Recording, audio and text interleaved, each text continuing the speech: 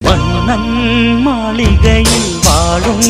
மஞ்சள் வெயில் ஆடை கட்டி வந்ததென்ன மெல்ல கண்ணன்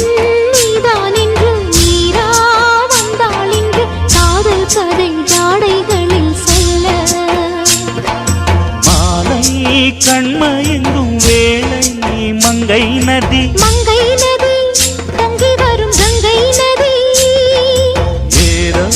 காமம் செய்த சூதோ அச்சம் விட அவன் ஒரு பானம் விட